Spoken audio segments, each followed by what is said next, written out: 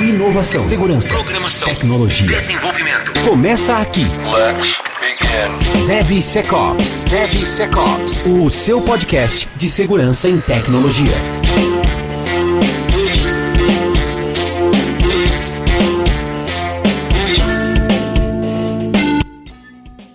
Olá pessoal, tudo bem com vocês? Sejam muito bem-vindos a mais um episódio do DevSecOps Podcast. Sempre que eu falo mais um, tipo, cara, é 6 anos já de DevSecOps Podcast, velho. Eu não aguento mais, mas vamos fazer, porque essa galera precisa de conteúdo de AppSec, então acho que é algo muito importante a gente continuar. Eu sou o Cássio Pereira. Eu sou o Benhur e eu sou o Marcos Santos. Boa! Então é bom ter o elenco todo aqui hoje. E hoje eu vim até com a minha camisa mais especial que eu tenho, a camisa da Black Hat, que custou $30, então ela é muito especial. Eu vim até com a camisa especial porque tem um convidado bacana aqui hoje que a gente vai falar sobre um tema que a gente ainda não explorou aqui no podcast. Eu acho que é um tema que muita gente tem dúvida. Eu sou um cara que eu tô em cima do muro ainda, não sei se eu sigo essa área, se eu sigo a área, né, ainda a área comercial, enfim. Mas a gente vai começar a falar sobre o tema já e apresentar o nosso convidado. Mas antes, vale lembrar sempre que o DevSecOps Podcast tem o apoio da Checkmarx e da Nova 8, que são especializados em segurança de sistemas de código seguro. E o link da Nova 8, que é a distribuidora da Checkmarx no Brasil, está abaixo aqui na descrição do episódio no YouTube e também na devsecopspodcast.com.br. Você que está buscando soluções de AppSec, a Digital Oak tem um portfólio completo para você. E a Gold Security é especializada em Application Security. Se você quer desenvolver software seguro, fale com a Gold Security que eles vão te ajudar aí do começo ao fim, beleza? Benhur, Marcos, tudo bem? Vocês estão vivos, estão em paz, reclamações? Seu Jeová, irmão. Tudo certo, tudo bem. Tudo na nice, tudo na nice. Mais uma das infinitas segundas-feiras. Pode crer, segundona brava, né? Bom, vamos lá, gente. Eu queria apresentar o nosso convidado hoje. Eu não vou nem falar o nome dele, porque eu sei que ele é mais conhecido como sushi, ou sushi com abacate, que é um fato curioso. A primeira vez que eu fui num restaurante japonês aqui na Polônia, tem abacate no sushi. Todo sushi tem abacate mesmo. E aí eu, mano, por que, cara? Por que os caras fazem isso e tal? Não é o abacate que a gente tem no Brasil, porque no Brasil a gente tem aquele abacate mais... Ele é quase doce, né? Ele tem um gosto. Aqui eles usam o tal do avocado, que não tem sabor. Fica só lá, fica aquele bagulho verde no meio do sushi ali, só irritando mesmo. No meu caso, que eu não gosto. Né? Mas enfim, estamos aqui hoje com o Sushi com Abacate, que eu tive a oportunidade de conhecer pelo Twitter, né? Acompanhar ali os posts, as tretas, enfim. O Twitter é o caos, a gente sabe que é o caos. E ele que, não sei se é ele que organiza ou participa, mas do Bolha Sec, né? Uma hashtag aí que o pessoal tá sempre colocando. Enfim, e hoje a gente trouxe ele aqui pra gente falar sobre científico, né? Iniciação científica. E como é a área científica e tudo mais. Enfim. Sushi, muito obrigado pelo seu tempo, obrigado por estar aqui com a gente. Se apresenta pra galera, fala o que você quiser, seja muito bem-vindo. Imagina, Cássio, prazer é meu estar aqui hoje com essa galera trocando ideia. O Cássio falou, sou Ailton, também conhecido como Sushi com Abacate aí na bolha. E eu confesso também, Cássio, que eu comecei como hater de Sushi com Abacate. E depois eu fui convertido, acho que essa aí que é a jogada. Mas é um prazer estar aqui e conversar sobre isso, né? Acho que tem tendo um boom recente sobre artigo científico, sobre leitura de artigo científico na área técnica. Eu acho que é um tema que é bem pouco debatido e vai ser super legal falar sobre isso, principalmente focado em cibersegurança. Boa. Cara, mais uma vez, muito prazer ter você aqui. Benhur, Marcos, vocês têm pergunta aí já? Eu tenho uma enxurrada aqui de dúvidas, mas se vocês quiserem começar, eu vou deixar vocês à vontade. Começa aí, daí na sequência a gente vai fazendo o rodinho aí. Boa, eu vou começar então pelo... O Sushi postou semana passada, essa semana no Twitter, uma threadzinha ali, né, sobre leitura de artigo científico, né, como ler, algumas dicas ali, né, uma primeira leitura para você ter uma visão geral do que tá rolando, aí uma segunda leitura um pouco mais detalhada, enfim, tem uma thread bem legal, que vai estar aqui o link também no YouTube para vocês acompanharem depois.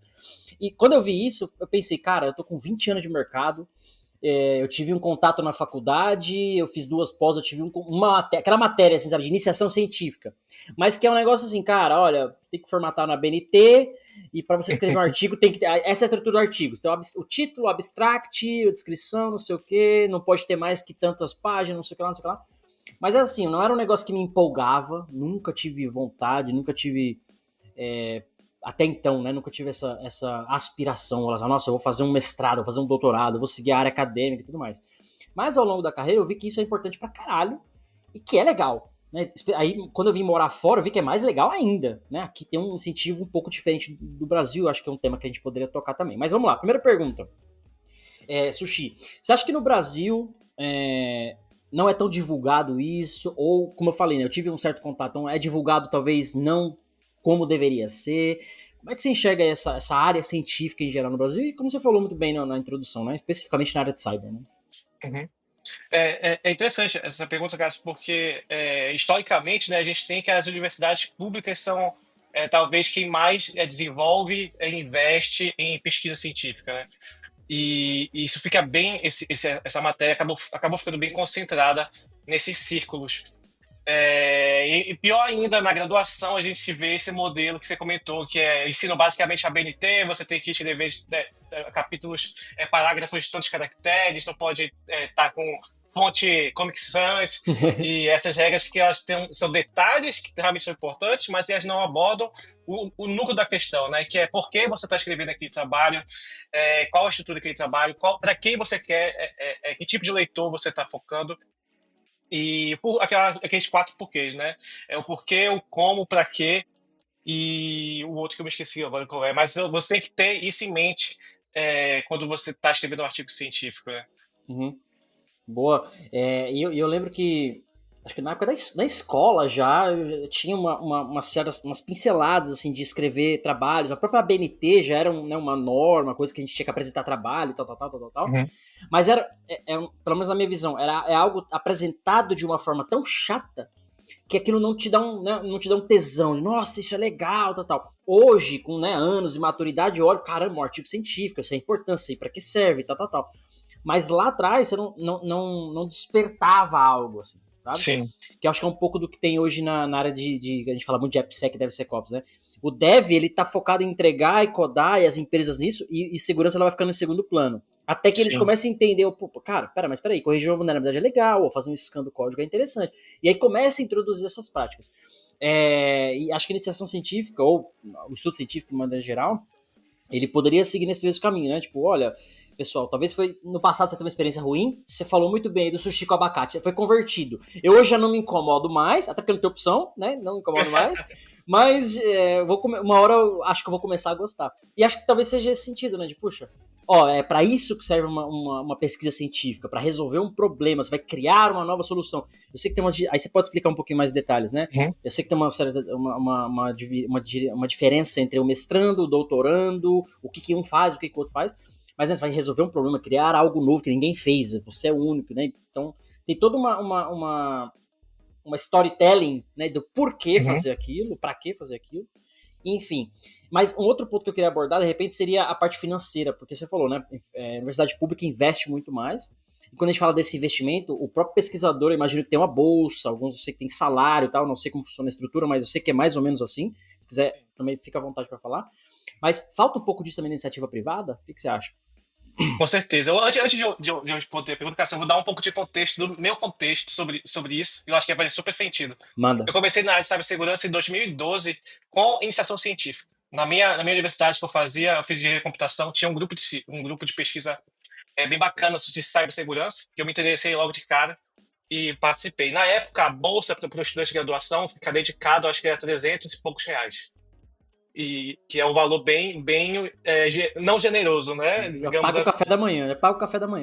Paga o cafezinho na faculdade e é isso. E você não pode ter nenhum outro vínculo empregatício. Você pode, sei lá, ter um estágio, trabalhar até.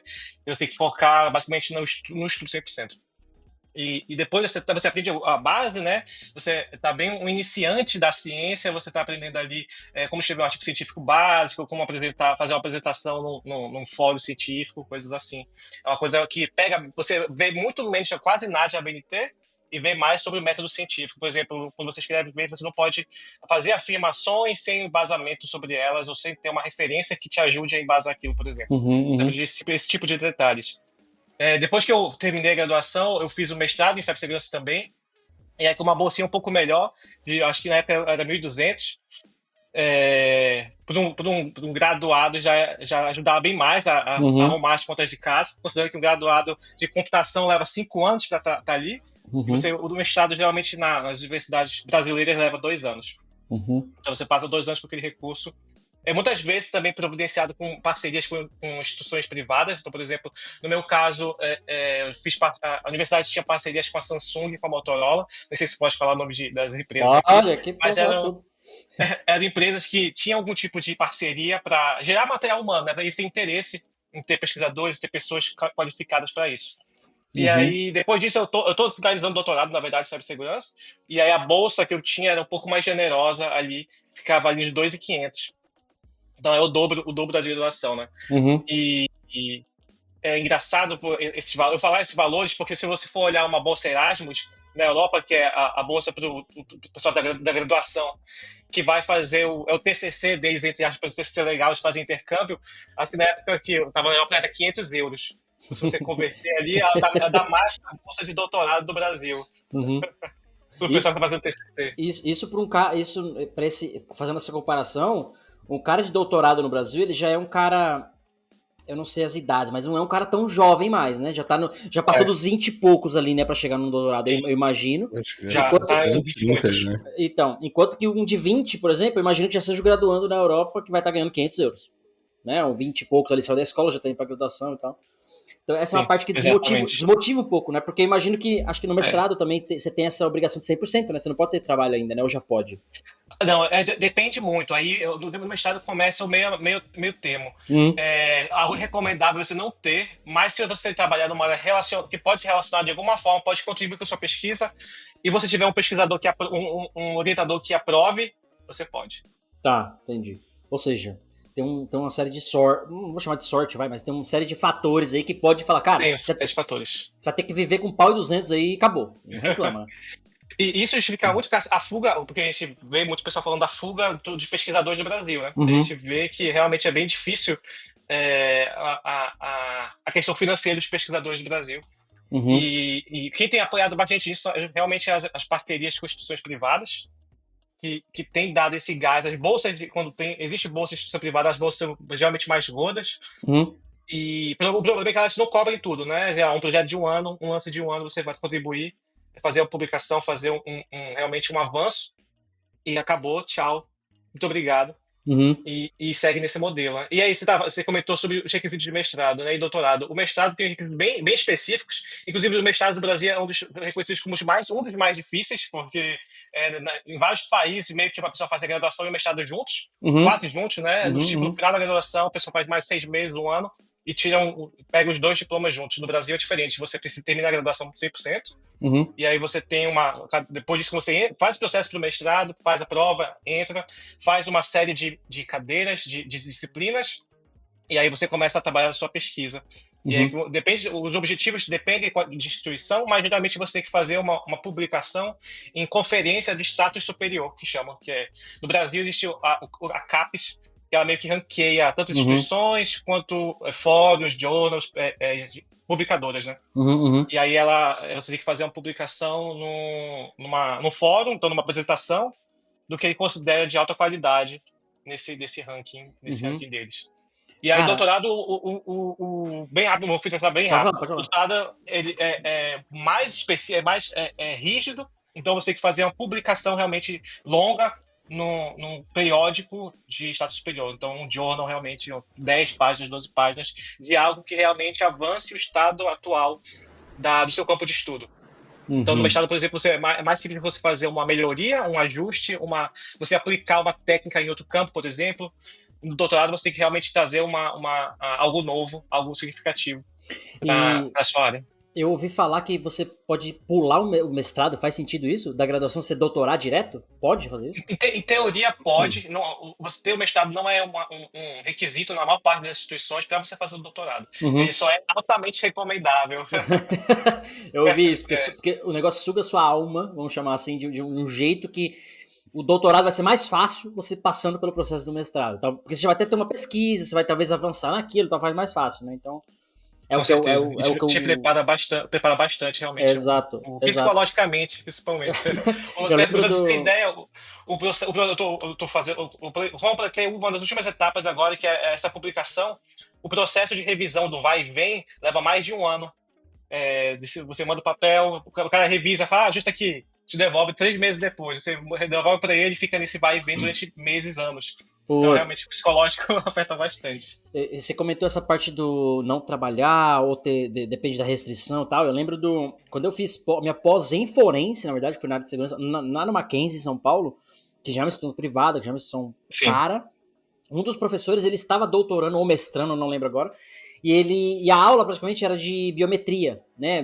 Como é que fazer questão de biometria e tudo mais. Então ele praticamente usou a matéria dele para avançar no projeto dele e tudo mais, consequentemente ensinando a gente que estava lá na disciplina, e a gente acabou colaborando com algumas coisas e tal, enfim, e ele dava muita dica, ó, segue assim, segue assado. Foi o máximo de contato que eu tive, mas eu lembro que na época ele falou assim, cara, durante o meu processo, eu cheguei no meu orientador, sei lá o que, ele falou, cara, minha esposa tá grávida. E ele falou que, tipo assim, não falaram com essas palavras, mas o orientador meio que, cara, mas como assim? Né? Tipo, como você tem tempo pra estar fazendo filho se você tá no meio do seu mestrado ou doutorado? Tipo, você tem que focar 100%. Então, é um negócio que eu imagino, né, que literalmente consome, precisa da sua dedicação ali, né, de um tempo. Como você falou aí, 1 ano, 2 anos, enfim, dependendo do projeto, dependendo da pesquisa, que não é brincadeira, né? Por isso que a gente até fala, puta, não dá pra viver com essa bolsa, mas ao mesmo tempo você também, cara, precisa trabalhar, mas, cara, mas se você trabalha, você vê que sua pesquisa não avança, você precisa de tempo, né? O trabalho consome também muito tempo e tal. Então é uma decisão, assim, não tão simples, né? Marcos Benhur, manda aí, vocês estão coçando aí agora. Não, eu queria saber o que foi que motivou aí escolher justamente fazer essa questão de iniciação científica na área de cibersegurança.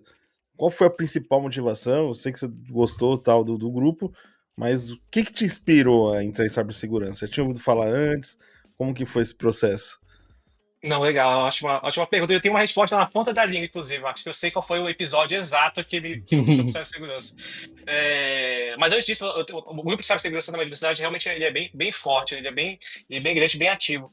E aí eu tive aula com um professor de lá que sempre comentava que cibersegurança estava em tudo, né? Todas as áreas você tem um pezinho de cibersegurança.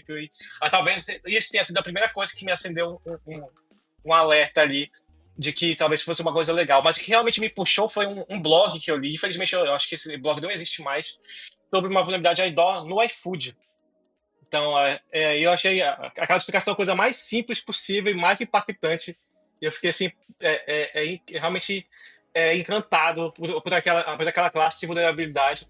E é um cara... Eu sei que quem escreveu é um cara que está na gringa hoje, que tinha a própria empresa de cibersegurança, mas realmente eu perdi esse post, não consegui achar mais. Mas eu acho que o post mesmo, ele é lá de 2014. E antes disso, eu já tinha entrado, como eu comentei, desde 2012, mais por uma proximidade minha com os orientadores, professores, do que realmente uma paixão por cibersegurança, sabe? E foi mais uma questão do time, oportunidade, um fit de skills ali. Mas realmente o que eu embarquei de fato com os 2 pés foi a partir desse blog que me chamou a atenção. Boa. Já emendando também, eu queria entender quais são esses desafios de poder fazer uma iniciação científica versus o mercado de trabalho, né? E se tem alguma tendência que você segue, ou se você procura alguma coisa que você entende que vai estar mais em alta no mercado nos próximos anos, assim, para poder iniciar a pesquisa, né? Então acho que só para entender um pouquinho melhor. Eu acho que uma diferença muito grande do mercado, você tem uma vaga, sei lá, um estágio, por exemplo, por uma iniciação científica, evidentemente nos dois você vai ter experiências muito diferentes, você vai conhecer muito mais sobre o mercado de trabalho, sobre o dia a dia, a organização de empresa no estágio, por exemplo, então é super importante também, quando possível, mas a iniciação científica ela vai te permitir você trabalhar com coisas que você se interessa. Muitas vezes o orientador ou o seu grupo de pesquisa vai te perguntar, vai te deixar pesquisar o que você tem interesse em trabalhar, quais áreas você realmente tem mais afinidade, mais facilidade talvez até. Então você vai ter uma chance de pesquisar aquilo realmente que você tem interesse. Enquanto no trabalho convencional você vai receber ali uma lista de tarefas de um desenho já pronto e você tem que se encaixar ali com uma engrenagem. E eu tenho uma visão bem clara, na verdade, sobre áreas que vão ter muito um boom nos próximos anos. A minha pesquisa foi em APIs, em segurança de APIs, doutorado, porque eu sabia que teria um boom também anos atrás sobre API. Realmente teve um boom, apesar de ter dado uma esfriada do meu ponto de vista sobre o uso de API. Mas eu acho que o próximo vai ser realmente com IA. Claro que sempre teve pesquisa de segurança com IA, mas eu acho que a gente está num momento bem explosivo, literalmente. Eu estou constantemente fazendo pesquisando, estudando sobre também. De vez em quando posto alguma coisa sobre jailbreak de LLM, que eu acho que tem a mesma simplicidade de dó e o impacto é bem grande. Então é que eu estou tentando dar uma aprofundada. E eu acho que nos próximos anos vai ter uma grande oportunidade, tanto para pesquisadores, quanto profissionais que tenham assim, um pezinho de segurança e um pé de IA, tanto no mercado quanto na pesquisa. Boa, topzera. Agora deixa eu liberar um pouquinho pro Benhur aí, senão eu vou fazer um monopólio aqui das perguntas também. Sushi, vou com uma pergunta um pouco mais polêmica para as pessoas, que é, muitas vezes a gente tá dentro da área, principalmente a área de cyber, né? Ela é uma área onde o mercado privado ele é infinitamente melhor em termos salariais, tudo, do que a pesquisa, do que a parte acadêmica, né? Essa é uma realidade que a gente vê aí hoje. E muitos profissionais se perguntam por que eu deveria fazer um mestrado? Por que eu deveria fazer um doutorado? Alguns, inclusive, por que eu deveria iniciar qualquer coisa na área acadêmica, né? Se a faculdade não me ensina nada, aquele papinho que a gente escuta sempre, né? Mas eu queria ouvir de você, que já passou por vários estágios, assim, quais são os benefícios que agregam para os profissionais que, inclusive, estão já no mercado corporativo? O que agrega você também estar no ramo acadêmico, né, dentro da área acadêmica, e também estar envolvido em um mestrado, em um doutorado, né? O que isso traz para o profissional em si? Legal, nossa, super bacana a pergunta do Benhur, realmente polêmica. Não é fácil responder.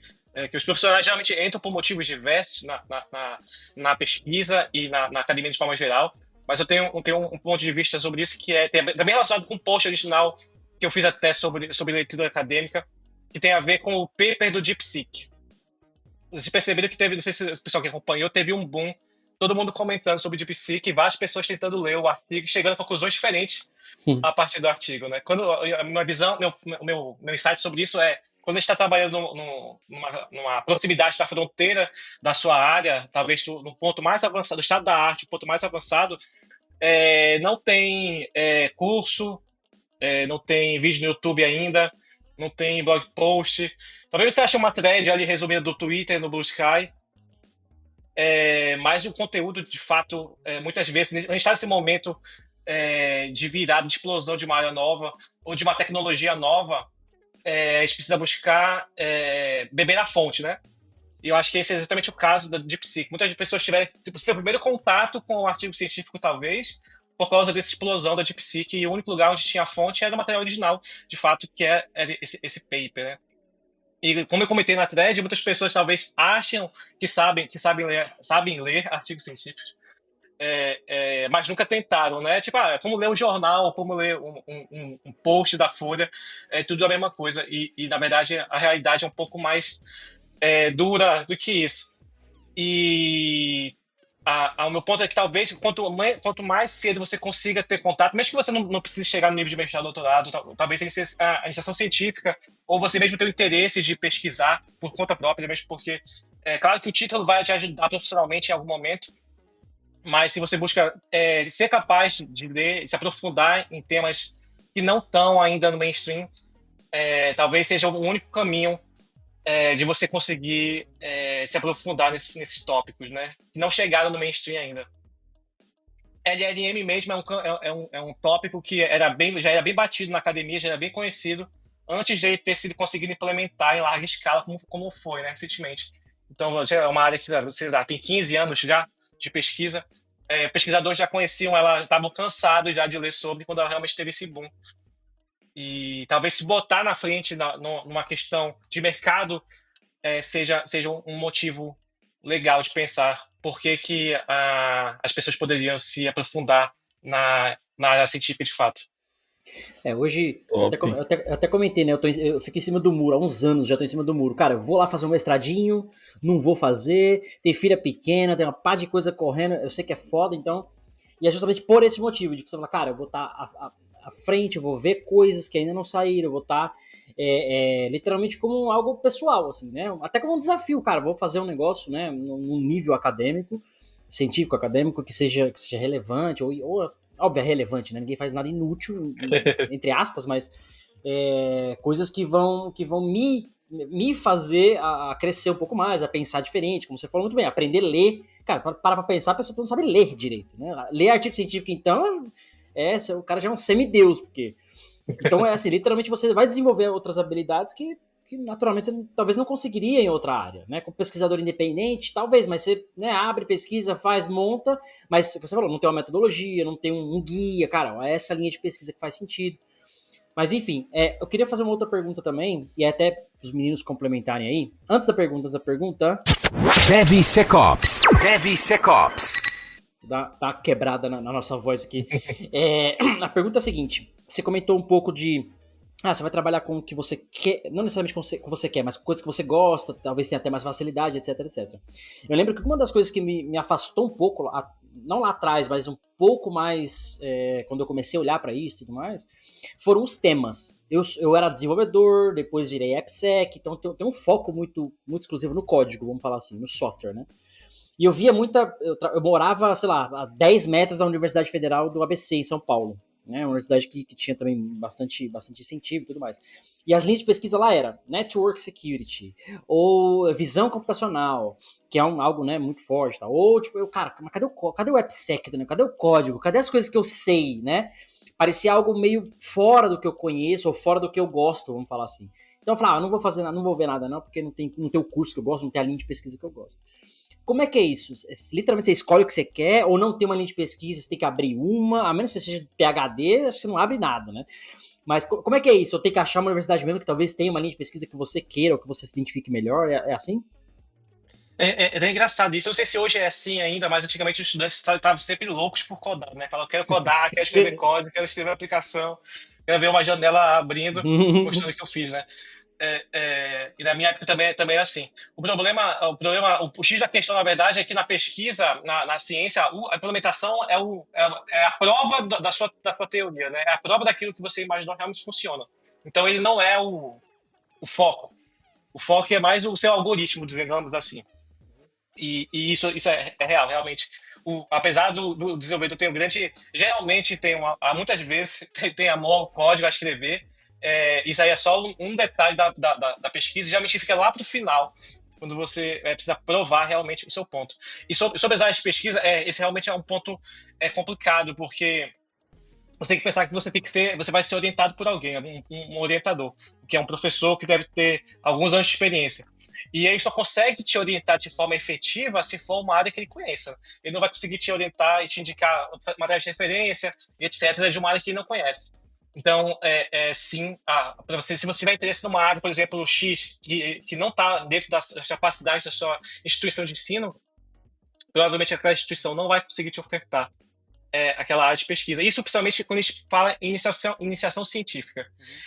Mestrado, doutorado, você até consegue ajustar melhor com o seu orientador e ter um co-orientador, às vezes ter um co-orientador de outro país, e, inclusive foi o que aconteceu no meu caso, tanto no mestrado como no doutorado.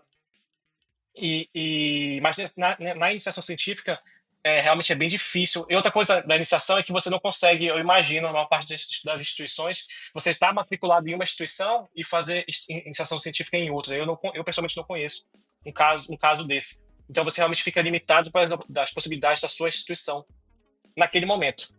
Isso aí realmente é uma pena, mas até onde eu conheço essa limitação. Boa, entendi. Então realmente faz sentido essa história. Até porque, às vezes tem uma faculdade, uma universidade, como você falou, uma instituição, né? Que ela é conhecida, sei lá, vou dar um exemplo bobo aqui. Cara, ela é conhecida porque os caras são visão computacional. Então eles provavelmente vão expandir aquele campo, né? E trazer e evoluir mais naquilo, ao invés de abrir outros braços, vamos chamar assim, de coisas que não faz sentido, porque eles já são muito bons, né? E formar pesquisadores ou profissionais naquele ramo específico, naquele campo específico, né? Especialmente quando a instituição fica famosa por um campo específico, ela atrai cada vez mais gente querendo aquele campo específico, né? Então, realmente ela fica bem focada naquilo. Boa. Fala aí, Marcos. Boa. Deixa eu meio primeiro aí, depois eu vou. Você agora comentou uma questão interessante sobre... Primeiro tu vai fazendo a pesquisa, né? Tu vai coletando tudo, vai montando a lógica, digamos assim, para depois colocar em prática, né? E tem as limitações, comentou, por exemplo, ao teu lugar que tu tá, a universidade que tu tá, muitas vezes aos professores na qual você tem acesso, né? E como é que funciona a integração entre universidades do mundo com relação a isso. Porque, por exemplo, imagino que todos os lugares, ou grandes lugares, todos devam estar investindo em pesquisa com relação à segurança para a inteligência artificial, né?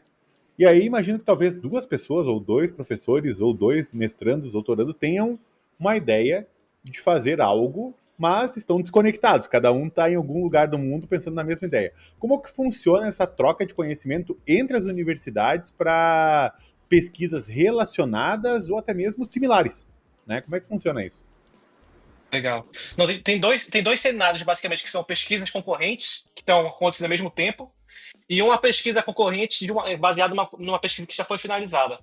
E aí são 2 casos separados. Por exemplo, 2 casos concorrentes, o objetivo do pesquisador é conseguir publicar com a pesquisa dele a maior quantidade de vezes possível.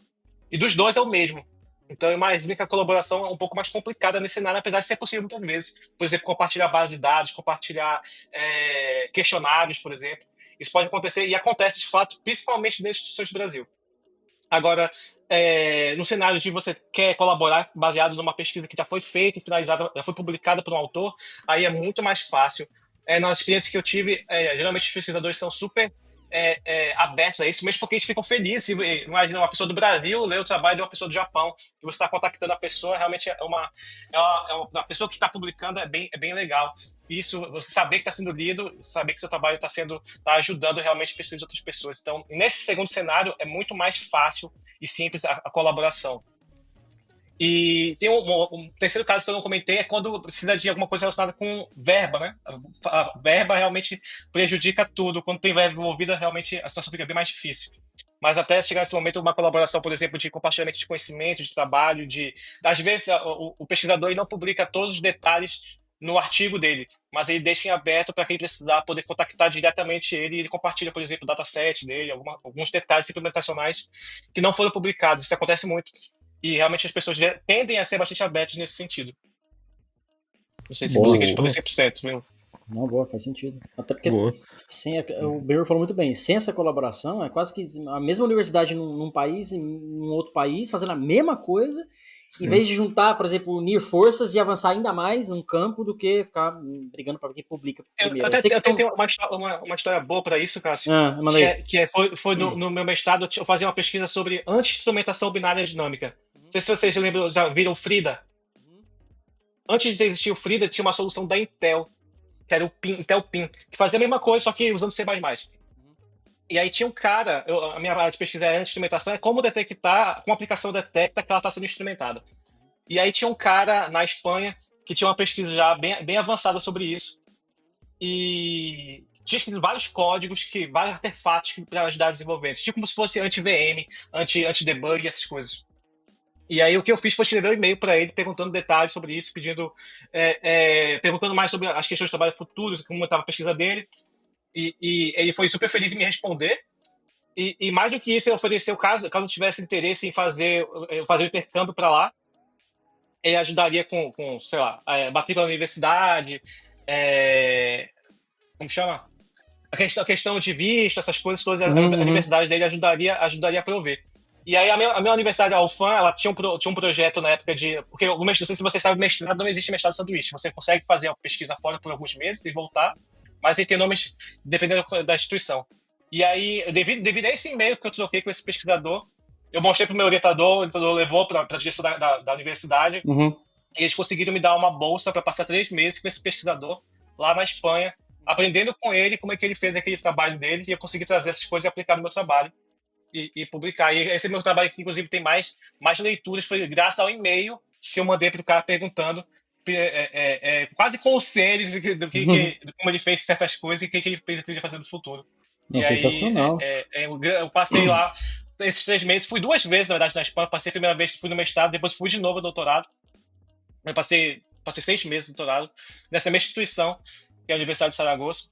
E tudo por causa de um e-mail de colaboração, pedindo um suporte, uma dica, realmente uma coisa não material, uma coisa realmente do trabalho, e daí surgiu essa colaboração, essa parceria, e é um grande amigo até hoje. Inclusive, eu até Sensacional. quero visitar ele esse ano. Boa, sensacional, Boa. sensacional. Isso é um negócio bem legal, porque a gente vê isso muito em eventos, né? B-Sides da vida, cara, Sim. conecta muita gente pra fazer muita coisa acontecer, mas é um negócio que a gente pode dizer assim, completamente sem controle nenhum, informal, nem acho que tem que ter controle nenhum. Só que deve acontecer tanto projeto, tanta coisa, que tá fora da academia. Às vezes, níveis de pesquisa mesmo, né? Você falou, pô, certeza. num ambiente mais formal, vamos chamar assim, pô, você teve o suporte, teve a bolsa e tal, legal. Mas deve acontecer tanta coisa fora que a gente nem fica sabendo, nem tem como ver ou controlar. Esse é o bacana dessa interação, né? Complementando esse seu ponto, tem uma característica muito diferente de cibersegurança para outras áreas de pesquisa, tipo IA, redes, essas coisas, que é a área de segurança ela tende a ser mais, chamo de área de pesquisa cinza. O pessoal gosta muito de pesquisar, publicar em post, em blog, em evento acadêmico como a própria a B-Sides ou a Ecopari, que eu contei o BU. O pessoal gosta muito de publicar nesses lugares em detrimento à pesquisa científica tradicional. E essa é uma característica bem única, esse meio, não underground, mas subversão da área de segurança, que realmente a pesquisa cinza, como chamo, que é essa pesquisa que acontece no Medium, ela é muito forte em cibersegurança, e eu acho que eu não vi nenhuma outra área ter uma pesquisa cinza tão forte quanto essa. E acontece realmente essa troca informal. Acontece muita apresentação extremamente técnica e com realmente muito valor científico em fóruns abertos, não científicos, totalmente como, por exemplo, B-Sides e Ecopari. E isso é válido academicamente? Ó, publiquei numa B-Sides da vida, lá, eu tô fazendo mestrado no doutorado, publiquei nesse lugar. É válido? Porque você falou, tem o CAPES do Brasil, tem o CAPES, ele tá ranqueado. Imagino que esses eventos nem saibam o que é, né? Ou é válido, ou faz sentido? Mais uma vez, peculiaridade da cibersegurança, né? Não é válido, mas você imagina você ter uma apresentação feita na Black Hat. Na prática, realmente é super impactante para a área, mas nos olhos da universidade ela não conta. Aliás, ela pode até contar como apresentação em evento, mas ela não vai diferenciar a Black Hat para outros eventos da sua cidade, por exemplo. Entendi. Mas existe uma rede social de pesquisadores, né, que é o... Até me esqueci o nome. Você coloca lá o número de lugares que você apresentou seus trabalhos e tiver uma pontuaçãozinha, e sim, ele conta como um trabalho científico, mas a universidade não conta como, sei lá, crédito, essas coisas. Entendi. Então é melhor que você falou, tem que publicar num fórum, uma revista, enfim, coisas oficiais, né? Vamos falar assim. Boa. Exatamente. Deixa eu aproveitar que a gente tá no tema internacional, perguntar aí pro Sushi quantas vezes ele já pensou em sair do Brasil e se já pensou a quais países ele pensaria em ir para poder fazer pesquisas científicas, quais tem aí uma melhor orientação ou tem ali uma melhor base, vamos dizer assim, para facilitar esse trabalho. Essa pergunta é difícil, hein, Marcos? Eu acho que depende muito. Eu já pensei com certeza sair do Brasil, tanto que não estou agora, eu moro em Buenos Aires, eu até dei spoiler, mas não foi por causa da pesquisa científica. Eu acho que no meu caso particular, o que mais me impede de repente ir para um lugar mais longe é a questão de família. Mas eu acho que do ponto de vista da pesquisa científica é uma escolha bem clara, as vantagens que existem, né? E sobre locais, eu acho que depende muito da área. Infelizmente vou ter que dar resposta em cima do muro de que depende muito da área, mas existem lugares que são famosos por ter investimentos na área científica, né? A gente sabe que rola muito dinheiro para pesquisa, por exemplo, nos Estados Unidos, a Ásia como um todo, apesar de ter uma cultura bem workaholic, tem um investimento bem grande na pesquisa. Na Europa, talvez seja um lugar que eu não iria para fazer mestrado e doutorado, porque geralmente eles têm uma cultura são questões de ensino que são cobradas. Diferente do Brasil, por exemplo, que você faz o mestrado e doutorado free numa universidade pública, na Europa você tem uma mensalidade, mesmo se você estiver numa instituição, sei lá, milenar, como era o caso, por exemplo, a instituição que eu estava, por exemplo, ela tinha quase a idade do Brasil. E mesmo assim ela te cobrava uma mensalidade para o doutorado e para o mestrado. Cara, nem todo mundo é Hogwarts. Eu até ia perguntar se Israel seria uma possibilidade, visto que... A área de cibersegurança é extremamente famosa nesse pedaço que você comentou, Max. Eu realmente não estou por fora da geografia ali para dizer exatamente onde é onde, mas eu sei que Tel Aviv são locais que são famosos por pesquisas super avançadas em cibersegurança. Cara, a população inteira do país passa pelo exército por 2 anos, todo mundo é obrigatório. E no exército, o cara já começa no exército, nível militar, fazendo coisas sobre cibersegurança. Então, assim, não tem como não estarem na frente. Eu ouvi muito falar sobre a Finlândia também, na área de. Não na área só de cyber, mas na área de TI em geral, que são muito fortes, fica aqui próximo mais da gente. Mas, assim, boatos, né? Não sei o que é real, o que não é, mas falam que é muito forte também. E realmente, isso é verdade. Mas eu tentaria aí, Cássio e Marcos, para locais que realmente têm bastante incentivo, né? E são realmente famosos pela pesquisa deles. Você falou, os Estados Unidos é muito forte nisso, né? E realmente, o que você falou de pagar mensalidade, cara, acho que eu moro na Europa há 4 anos, trabalho aqui, moro aqui. E eu converso com um monte de gente do trabalho, assim, uma pessoa fala, putz, acabei meu mestrado. E ela sempre fala, puta, ainda foi uma grana investida, porque realmente você paga uma mensalidade, não tem um outro incentivozinho, mas é meio que você paga uma faculdade normal, uma mensalidade normal, como se fosse uma instituição privada e tal. Mas eu vejo que aqui, pelo menos meu feeling, é um pouco mais comum as pessoas, mesmo no meio profissional, fazer um mestrado paralelo do que o que você comentou do Brasil, né? O cara só foca na área acadêmica e ainda assim, sei lá, pegar a porcentagem de pessoas que seguem a área acadêmica, sei lá, uma porcentagem mais baixa com relação às pessoas que seguem a área a área profissional, né? Enfim, a área do mercado. Mas tem muito a ver do que o Sushi falou aqui. A galera gosta de ter ali, de ser chamado de professor, ser chamado de mestre, de doutor. Tem isso. Então tá muito ligado ao ego também. Cara, a pessoa quer ter aquele título para poder botar no currículo ou no nome empresarial dele. Ele quer ter o título de doutor, mestre ou qualquer outro que seja, né? E você meio que é obrigado, principalmente aqui na Alemanha. Tem uma porção de pesquisadores que até na padaria pode me chamar de professor, doutor. Fulano de tal. E aqui, meio que na Alemanha, se o cara tem o título de doutor, ele te obriga a chamar ele de doutor, cara. É simples assim. Não, meu nome não é tal, é doutor, tal. É igual do filme Doutor Estranho, né? Também. Doutor Estranho é sensacional aquela cena, né? Cara, 41 minutos já, acho que a gente tá caminhando pro final. Eu queria fazer só talvez uma última pergunta e a gente fechar. Quem quer começar nessa área? Um conselho que você daria pra gente, cara, vocês têm uma experiência, por exemplo, já na área, conhece muita gente, já em evento e tal. Como começar? E pra quem tá lá na faculdade, né, na escola ainda, tô ouvindo isso aqui, cara, quero seguir essa linha aí. Qual é o primeiro passo? O que a gente tem que fazer? Não, legal. Eu acho que até comentei um pouco no começo que a cibersegurança ela tá em todas as áreas, né? Ela tá em tudo.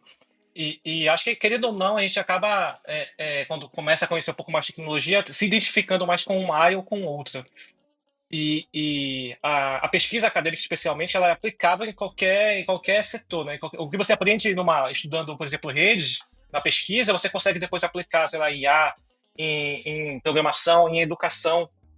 Então, meu conselho é que você procure uma área que você goste, tenha interesse, se interesse realmente, seja ela, sei lá, LLM, seja alguma coisa da moda ou não, e passe a pesquisar e ler sobre isso, principalmente artigos científicos, que eles vão te dar um norte.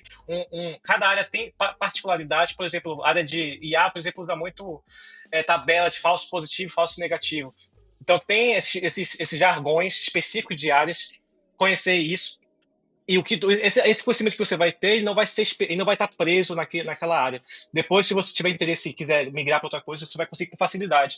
E é engraçado que esse mesmo conceito da área científica se aplica também à cibersegurança, em geral. O conhecimento que você vai ter base sobre riscos, sobre segurança de código, por exemplo, você consegue depois transportar isso para outras áreas de cibersegurança. Então, por exemplo, se você tem interesse por código, acho que o AppSec é o caminho mais lógico, talvez. Se você tem interesse, talvez, por uma parte mais de infra, SRE, talvez, se você para um CloudSec faça mais sentido. Se você tem sentido mais por uma parte organizacional, InfoSec está aí. E se você quer ser o hackerman, tem Red Team, sempre está em alta. E realmente tem para todos os gostos. E eu acho que realmente você conhecer o que você tem afinidade, o que você gosta de fazer e se aprofundar naquele campo específico. E saber que esse conhecimento que você obteve, você consegue depois transportar para as outras áreas. E esse coisa não é um tempo que você gastou, que talvez, se você pensa, pode ser perdido. Você sempre vai aproveitar ele e conseguir aproveitar de outras formas. Boa. E uma outra coisa também que eu Muito sempre bom. tive dúvida, você comentou no começo sobre o CAPS, né? Eu lembro que Uhum. nossa, esse portal e tal. Eu não sei se é aberto, ou se você tem que ser estudante, alguma coisa assim para ter acesso. Mas vamos supor, eu sou uma pessoa comum, eu quero pesquisar um artigo científico sobre, quero ver o que estão falando sobre network security, o que estão falando sobre malware, por exemplo. Onde eu pesquiso? Porque no Google você não vê paper direto, né? Acho que tem uns buscadores específicos. Como é que o pessoal que quer começar a olhar para esses artigos, onde ele busca? Tem um lugar específico, alguns lugares específicos? Como é que você faz isso? Tem um portal brasileiro que fornece vários papers de forma free, porque esse é outro assunto que eles acabam não tocando, né? Que Uhum. cada vez mais tem a comercialização de artigos científicos, eles estão atrás de paywalls, e isso é realmente péssimo, péssimo para a divulgação científica. Eu sou extremamente contra isso. Mas a CAPES, ela tem esse portal, que vou botar o link aqui, talvez possa ajudar muitas Uhum. pessoas, que é o portal Sucupira da CAPES, que ele fornece, tem vários papers que são pagos, eles subsidiam isso para os alunos Uhum. de forma free. Mas eu, particularmente, a forma que eu pesquiso, eu uso o Google Scholar, Uhum. que é basicamente um buscador do Google específico só para artigos científicos, e vários deles, não todos, é claro, você vai ter a opção de PDF. E aí você consegue acessar inteiro. Mas realmente a situação dos paywalls e artigos científicos está cada vez mais comum e prejudica muito. Realmente, tem até um meme no Twitter que fala a precarização do acesso aos papers científicos. Pague R$19,90 para ler esse paper sobre isso. E é real, realmente. A situação realmente está bem complicada nesse sentido.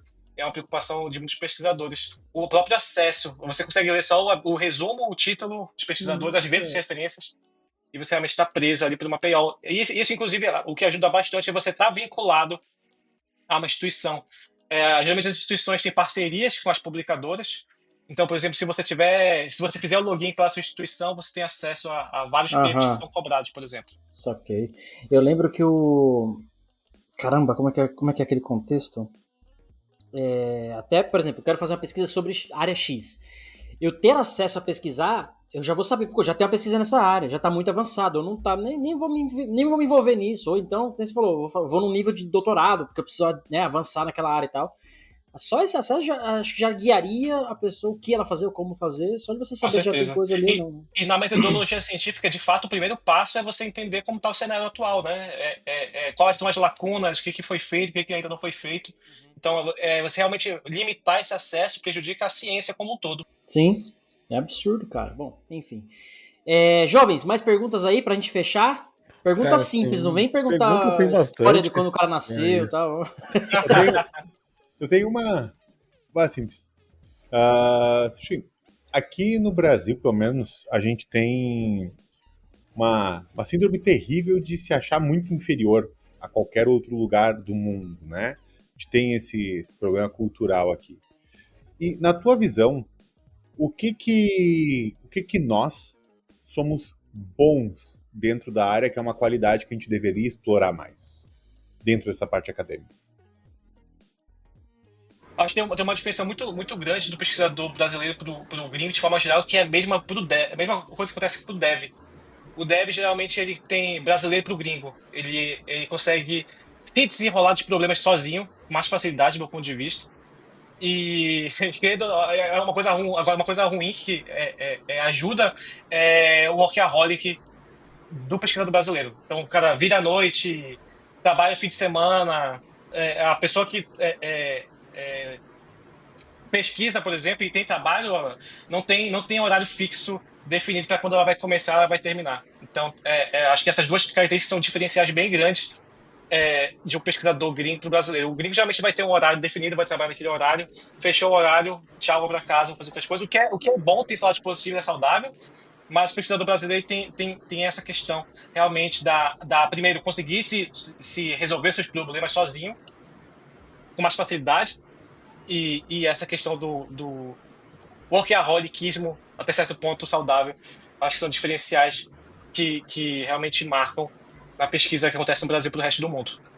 E acho que isso, eu comentei já no podcast aqui com os meninos também outras vezes, isso não se reflete só nessa área, mas o brasileiro que aqui na Europa, a gente trabalha, sei lá, 8 horas por dia, mesma coisa que no Brasil. Mas a gente talvez tenha uma dedicação, um jeito, eu não sei explicar, que você faz o arroz com feijão e pros caras aqui, tipo, nossa senhora, esse cara é um máximo, não sei o quê. Porque É o sangue dos olhos, né? Porque o ritmo daqui já é um passo, é um ritmo mais lento, o pessoal... Cara, eu tenho que fazer uma tela, me esquece, eu vou fazer essa tela. Enquanto que o cara já tá fazendo a tela, ele já tá varrendo o chão, ele ainda buscou o café, ele já fez várias coisas, a gente é mais dinâmico. Eu acho que isso se reflete como cultura nossa, né, independente da área, né, isso, cara, isso, muito bom ouvir isso também, porque faz realmente sentido, né? Boa. Fechamos, então?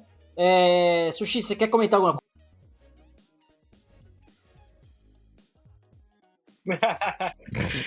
Não, imagina, fiquei super feliz, na verdade, de poder participar com vocês, trocar essa ideia.